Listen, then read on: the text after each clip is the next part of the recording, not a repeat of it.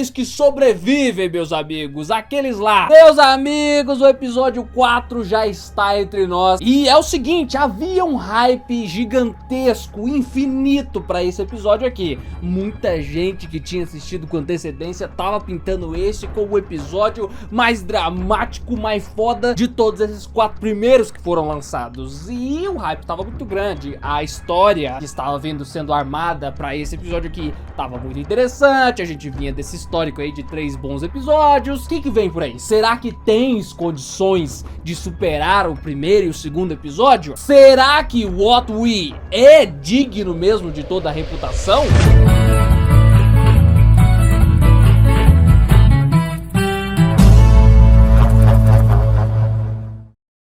Muita gente tá aí dando nota 10 pro episódio mais dramático da história da franquia Walking Dead na história do audiovisual. Calma, tá? Calma. Não. Eu consigo nomear pelo menos 5 episódios mais dramáticos, mais emocionantes que esse, tá? Da série principal. Mas esse aqui não fica muito pra trás não, porque ele é sim o que muitos dos rumores diziam. Ele é sim o melhor episódio até agora. E ele é sim dramático pra caramba. Ele é muito bom em resolver um grande dilema desses personagens, desses 2 personagens, em desconstruir os dilemas deles para que eles então possam superá-los. Esse episódio aqui é uma terapia compulsória de casal, tá ligado? A Michonne, vendo que o homem dela tava completamente capado, coitado, teve que intervir de maneiras drásticas, pulando do helicóptero numa atitude extremamente emocional e absolutamente nada racional, para que então eles pudessem se refugiar no paraíso da terapia de casal, que é o que é esse episódio, né, meus amigos? E agora, antes de eu entrar nos pormenores deste episódio, em todos os momentos que a gente tem aqui, não são poucos, tenho que falar a respeito do início do episódio, sabe? Realmente deu uma decepcionadinha de leve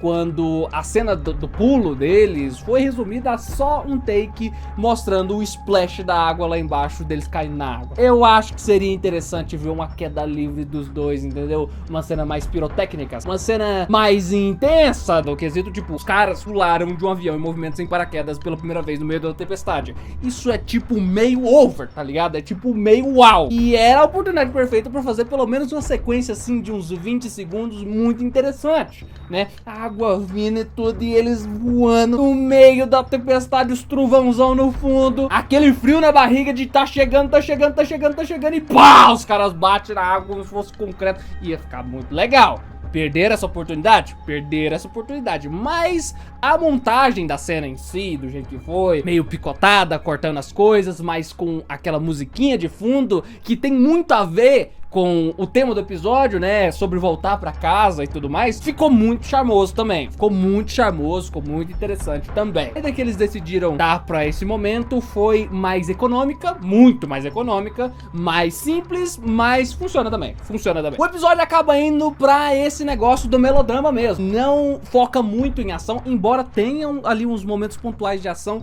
que não são ruins. São até bem interessantes as situações criadas ali, principalmente com zumbis e tudo mais. E pelo contexto dos 2 personagens ali, naquele presente momento, torna-se bem interessante. Além de fisicamente as sequências de ação envolvendo os zumbis e tudo mais, conceitualmente também é interessante, porque os caras ficam se alfinetando o tempo inteiro no meio da ação. É uma situação muito interessante, em diversos momentos lembra até o Walking Dead Old School. As situações envolvendo os mortos-vivos, aquele momento ali em que a Michonne finca lá o bastão na cara do zumbi, e aí ele vai indo, vai chegando perto, mesmo assim, e o bastão vai entrando, lá ele, e vem outro zumbi logo atrás, e aí vai desgraçando tudo. É muito old school Walking Dead vibes aquilo ali. Então, embora bem discreta e apareça de maneira pouca nesse episódio, a ação é bem competente e o contexto potencializa ela.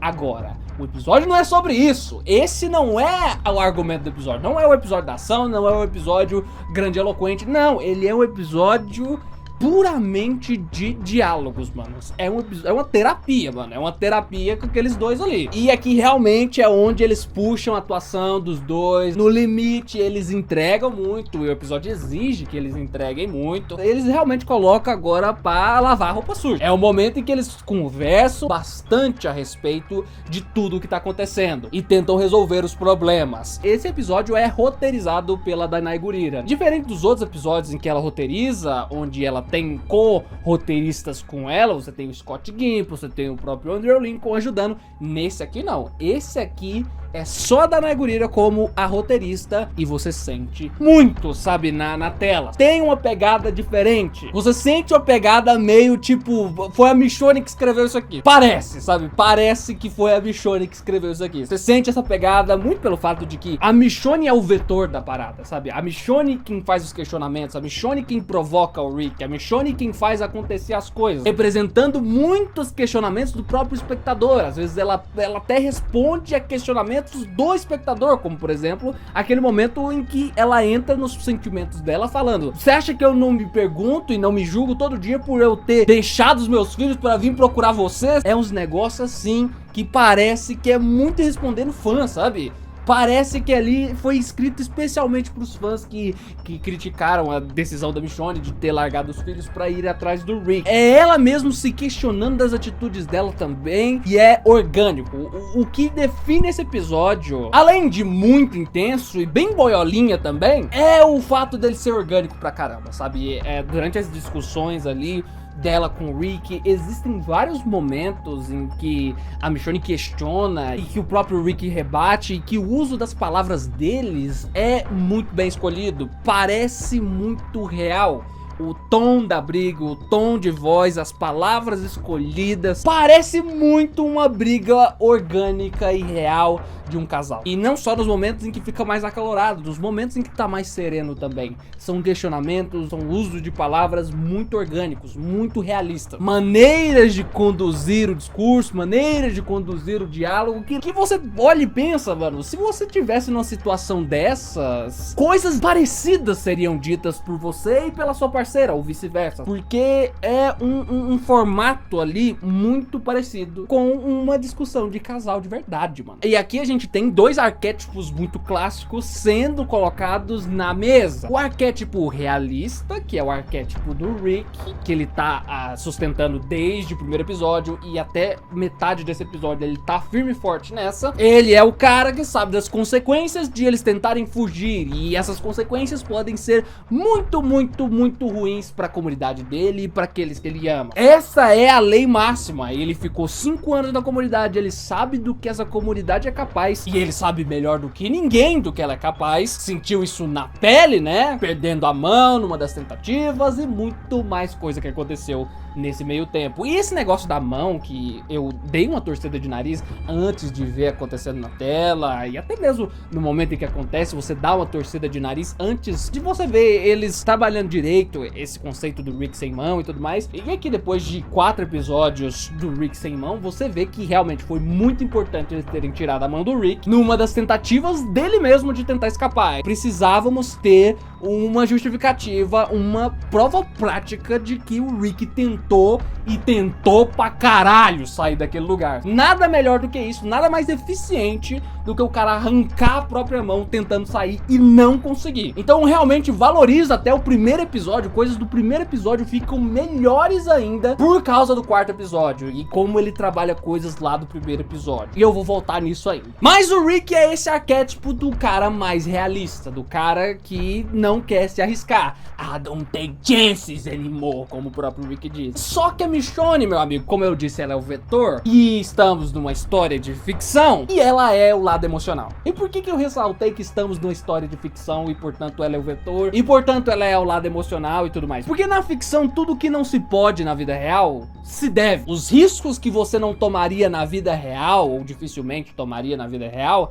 na ficção você deve tomar esses riscos. Note que grandes momentos no próprio The Walking Dead, do próprio Rick Grimes, são momentos que são desencadeados, sabe? Aqueles momentos mais memoráveis do Rick, em que ele toma uma atitude que é memorável e tudo mais, e que são atitudes emocionais do Rick, e não racionais. Como, por exemplo, um dos momentos mais incríveis do personagem, onde ele vendo lá que o Carl tomou um tiro, que os zumbis estão por toda parte, a gente morrendo por causa disso, ele decide sozinho tirar o machadinho e enfrentar sozinho uma horda inteira. sabe? E isso acaba encorajando os outros a irem e eles conseguem derrotar a Horda. Mas no primeiro momento ele vai sozinho numa das atitudes mais impulsivas e irracionais da história da ficção. E que bom que ele tomou essa atitude naquele episódio, porque é incrível de se ver aquela cena na série. Ela funciona. Tudo que não se faz na vida real, na ficção, você deve fazer. Essas atitudes impulsivas, o Rick desviando do tiro do Joey na cabeça dele na 4ª temporada, uma atitude de puro reflexo, de pura impulsividade, ele arrancando a jugular do cara, ele enfrentando o Garrett lá na 5ª temporada, episódio 1, mesmo ele estando rendido com a faca literalmente no pescoço dos amigos dele, e ele falando, eu vou pegar esse facão vermelho e eu vou matar você, mesmo sendo uma burrice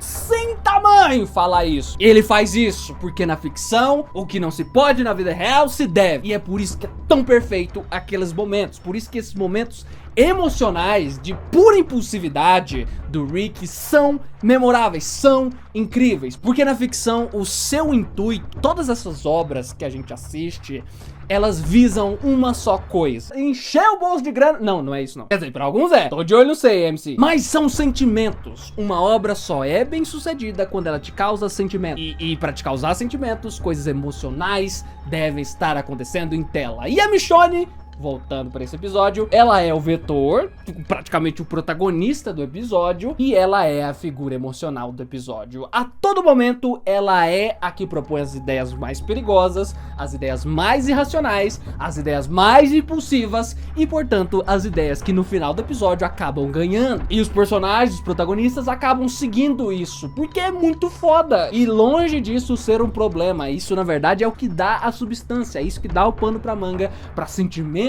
acontecerem na tela, nos próximos episódios, no que vem por aí, entendeu? É eles seguirem a ideia perigosíssima da Michonne de voltar pra Alexandria. É o Rick ceder a todo o medo dele de perder a família dele e todos aqueles que ele ama pra CRM. É ele tomando essa atitude extremamente impulsiva, emocional e que faz parecer, tanto pra eles que estão vivendo aquela situação, quanto pra nós que estamos assistindo, faz parecer que a gente tá numa montanha russa, que pode dar tudo errado a qualquer momento e que a gente tá brincando com fogo. E isso é delicioso, né? Adrenalina, não é? Não é isso que a ficção quer causar na gente? Adrenalina, sentimentos, né? Não é isso que a gente quer quando a gente tá assistindo um Walking Dead?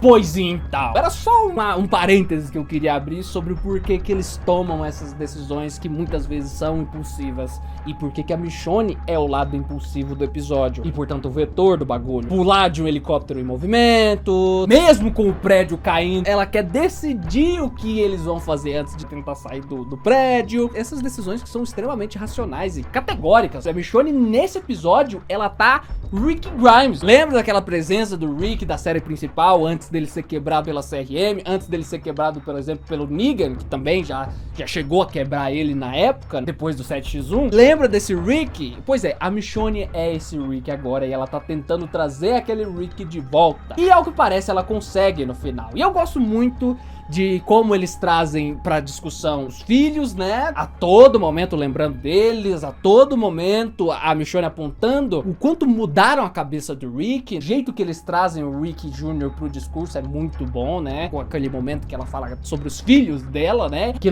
ela largou os filhos dela pra achar ele. E o Rick pergunta, filhos? Como assim filhos? No plural. E ela fala sobre o Rick Jr. É muito legal. Todos os momentos em que eles sentam e conversam, sejam coisas objetivas, como por exemplo explicar finalmente sobre o Rick Jr., como falar, por exemplo, da cicatriz da Michonne nas costas e contar tudo que gerou aquela cicatriz, essas coisas que o Rick não tava lá pra ver, sabe? Eu acho bem interessante esses momentos que tem nesse episódio aos montes. E eu gosto principalmente da crescente emocional que o episódio vai estabelecendo. No momento com o Rick muito fechado, sabe? Ele é irredutível. Não importa o que a Michonne diz, não importa se a Michonne vai invocar os filhos, sabe? A Judith, o Rick Jr., não importa. Ele fala, nós temos que voltar. nós temos que voltar pra CRM. Eu preciso tentar mudar as coisas lá de dentro. E a Michonne o tempo todo, você tá mentindo. Você tá mentindo pra mim, você tá mentindo pra você mesmo. E as apontadas de dedo que a Michonne dá pro Rick ao longo do episódio são categóricas, são lindas, são pintudas, meu amigo. O negócio é o seguinte, é cada frase de efeito que ela manda. Você olha assim, você...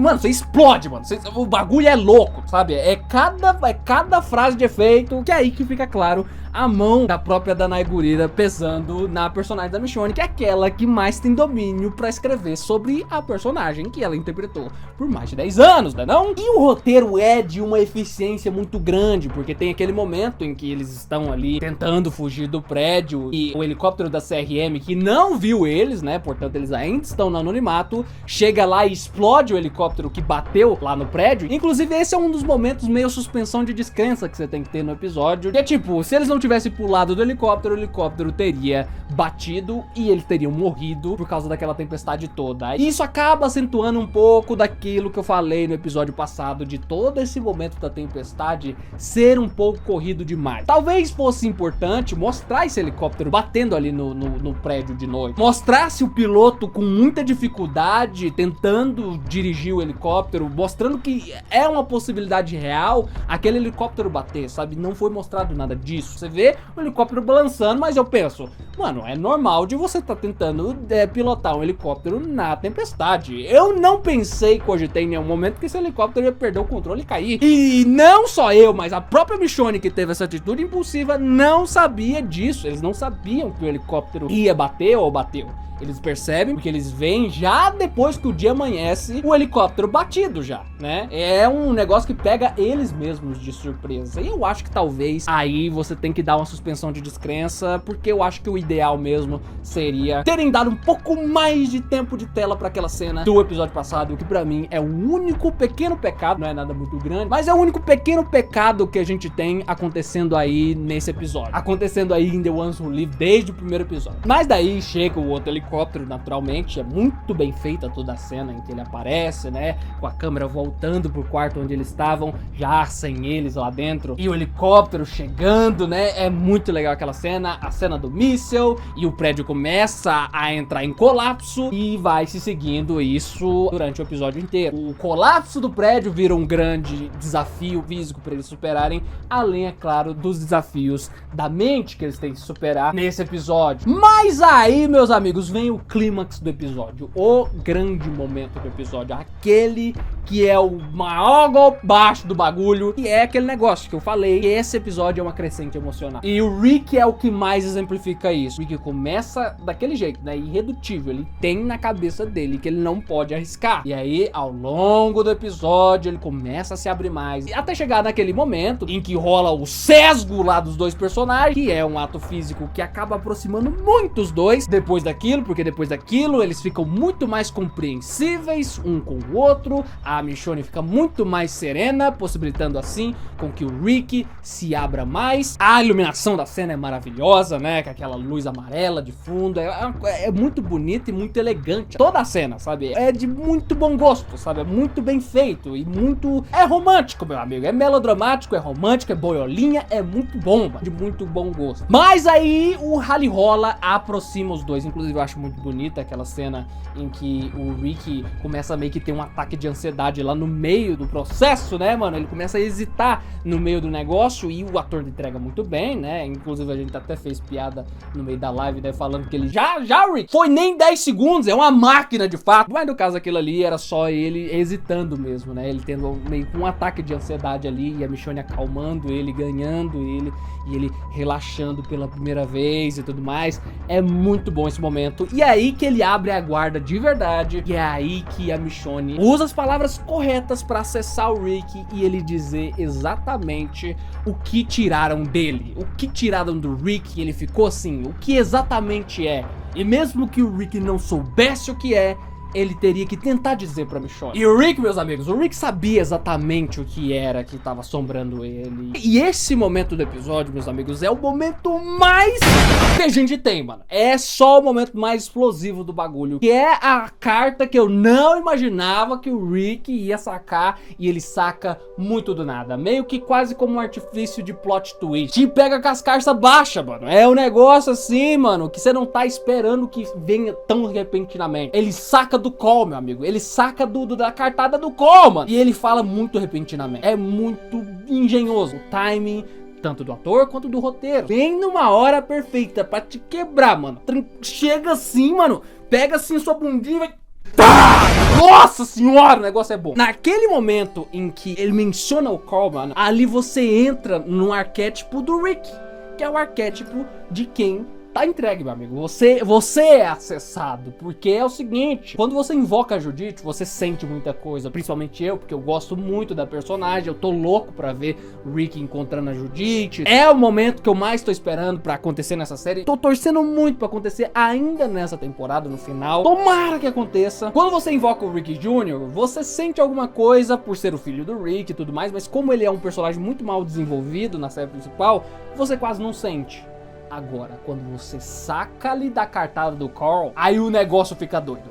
Aí o negócio fica maluco, volta a ser um primata das cavernas assim. A gente passou 8 anos vendo esse menino crescer, vendo o Rick sacrificar tudo pra manter esse moleque vivo. E aí ele morre, no que é a pior decisão já tomada nessa franquia e em qualquer outra, né? Eu acho que se na 8ª temporada tivesse aparecido o ET Bilu e sequestrado o Rick, meu amigo, sequestrado meio mundo de gente, ia ser mais aceitável do que matar o Carl. Mas já que mataram o Carl, eles deram bom uso pra isso agora. As pessoas que eram importantes pro Rick, as verdadeiras mais importantes pro Rick, era o que mantinha ele vivo enquanto ele tava na CRM, era o que mantinha ele lutando pra sobreviver ali e também pra tentar voltar pra casa. Mas um dia, nos sonhos do Rick, que era onde o Call vinha aparecendo pra ele, inclusive eles exemplificam isso mostrando aquelas imagens lindas que eles fizeram lá na 8ª temporada do Rick andando na fazenda, que é a mesma fazenda que eles gravaram, a fazenda do Herschel, gravaram esses takes lá na 8ª temporada pra exemplificar, né, o Call criança e tudo mais, e agora eles dão essa ressignificada naqueles takes, mostrando que eram sonhos do Rick. Maravilhoso, eles usam as mesmas imagens. Teve um momento em que ele simplesmente sumiu, e aí na imagem você vê de maneira prática ele andando de mãos dadas com o Rick, ele sumindo da imagem fisicamente, sabe? É muito eficiente, mano. Ali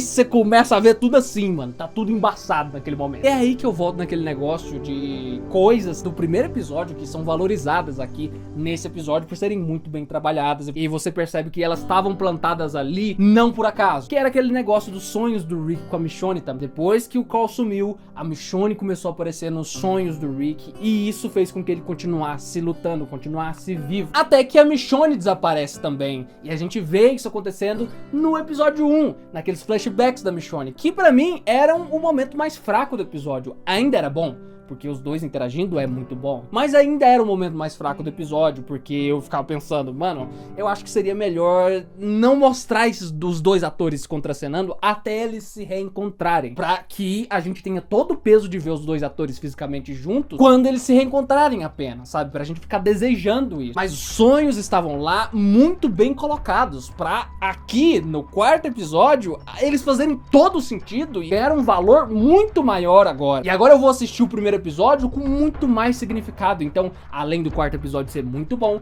ele valoriza o episódio 1. O episódio 1, que já era muito bom, um dos melhores, torna melhor ainda agora. E a obra, mano, fica redondinha, meu jovem. E nesse momento, mano, é um dos momentos daqueles do Andrew Lincoln, né? É um dos momentos em que ele mais entrega na história dele de The Walking Dead. Eu tô falando do Andrew Lincoln. Ele entrega grandes performances em todo episódio, até nos episódios ruins da 8ª temporada. Essa cena é irretocável, meus amigos. O poder que ela tem de te emocionar. Eu assisti o episódio em live e já deu uma embaçada boa na visão quando eu tava assistindo aquilo. E quando eu assisti sozinho, com 100% de imersão, meus amigos, antes de fazer aqui a análise, eu me emocionei muito mais. É uma cena potente, é uma cena forte, sabe? Boa pra caramba. Que consolida essa mudança de, primeiramente, o Rick passar segurança pra Michonne de que, mano, eu não esqueci vocês, na verdade vocês me mantiveram vivos e eu não posso arriscar vocês, porque se vocês morrerem, se eu perder vocês, de novo, eu não vou aguentar, eu não aguento mais, sabe? E ali ele demonstra uma fragilidade, mano.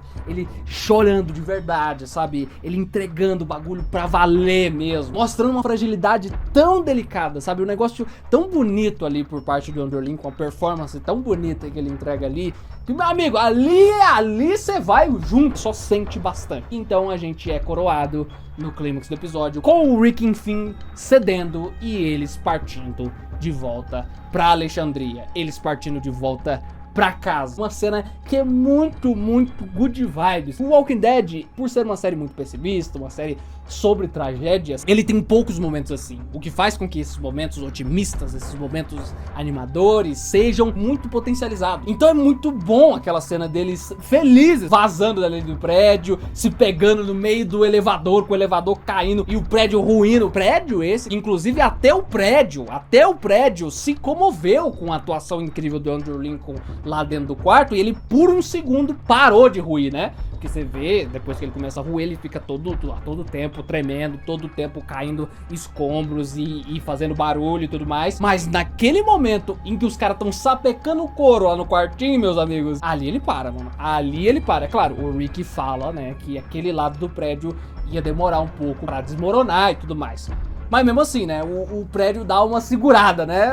Naquele momento em que o Rick se abre mesmo, mano, você não ouve um ruído, mano. Aquilo ali, mano, o prédio parou de respirar, mano. O prédio deve que tava comovido ali com aquele momento. Aí depois, né, ele volta ao normal e cai lindamente, né? Inclusive é muito bem feita a cena dele ruindo, assim, eles olhando pelo retrovisor do nosso novo Hyundai, que na verdade agora é um Nissan, que é elétrico, que na verdade não é elétrico, né? Ele é um carro híbrido. É muito engraçado também a cena dele sentando lá e fazendo menção de dirigir, mas ele percebe que ele só tem uma mão, né? Então ou ele segura no volante ou ele segura no câmbio. E aí eles trocam de lugar, não sem antes dar uma sarradinha interessante, e vazam dali, tocando aquela musiquinha bem good vibes, bem legal, com um prédio ruim atrás. Muito foda, me lembrou o CCD explodindo na primeira temporada. Macho, esse é um episódio foda. E se você assistir esse episódio uma vez só, recomendo que reveja, porque ele melhora numa segunda assistida, sabe? Você começa a perceber nuances aqui e ali, detalhes pequenos. Eu não esperava que ia terminar com eles fugindo direto pra Alexandria. É de fato uma atitude perigosa eles voltarem pra Alexandria, arriscarem, sabe? É uma atitude muito impulsiva e isso vai dar problema, porque faltam 2 episódios. E a gente já sabe por imagens que saíram dos trailers que vai dar problema. Tem aquele carrinho amarelo lá perseguindo a Jades num dos trailers. Então, meus amigos, vai ter muita ação nos próximos episódios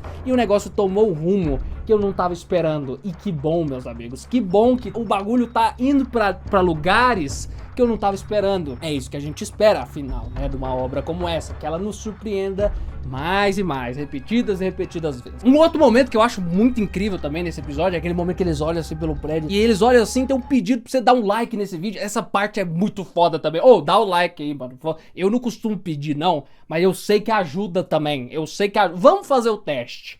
Deixa o like aí, vamos ver se faz diferença mesmo ter mais like que o normal, tá? Deixa o like, é importante. Mas é isso aí, rapaziada. Muito obrigado mais uma vez por ter assistido até aqui. Foi de fato um episódio épico pra caramba. E a minha bateria já tá acabando aqui. Está na hora de dizer tchau. Já apagou aqui o meu luzes, né? Estamos no escuro. Mas é isso aí, rapaziada. Eu convido os senhores a seguirem-me no Instagram. É por lá que vocês ficam de olho nas notícias novas do canal. O que a gente tá tramando, quando a gente entra em live pra assistir The Ones Who Live, esse tipo de coisa, dentre outras coisas envolvendo, por exemplo, o Próximo Mundo, a nossa série pós-apocalíptica ambientada no Brasil, que em breve estará de volta. Estamos trabalhando duro para que ela retorne e retorne belíssima, né, meus amigos? Tem 4 episódios aí no ar, vai lá assistir. Já pensou como seria um apocalipse no Brasil? É exatamente sobre isso que é essa animação feita por um estúdio inexistente, né? Porque é feita por mim mesmo, e é isso. Uns amigos colorizando aqui e ali, uma rapaziadinha muito ponta firme, se voluntariando pra ser dublador, e eu fazendo a porra toda, dirigindo tudo, roteirizando tudo, produzindo animação, editando, todas as etapas, né, feitas por mim e tal. É muito trampo, é um trampo até estúpido, né? Mas a gente faz porque a gente ama, e eu gostaria muito que os senhores fossem conferir o que é minha maior fonte de orgulho nessa vida, que é o Próximo Mundo. Então vai lá, assista o Próximo Mundo. Em breve, novos vídeos, fica de olho aqui no canal e deixa o like, tá, rapaziada? Vamos encher isso aqui de like pra ver se a gente alça novos voos, né? Se a gente alcança mais pessoas, é muito importante. E caso você esteja assistindo o vídeo pela primeira vez aqui no canal, se inscreva, é muito importante para que você receba mais vídeos como esse. Muito obrigado mais uma vez, pessoal, por toda a audiência, por ter assistido até aqui. Até mais e falou!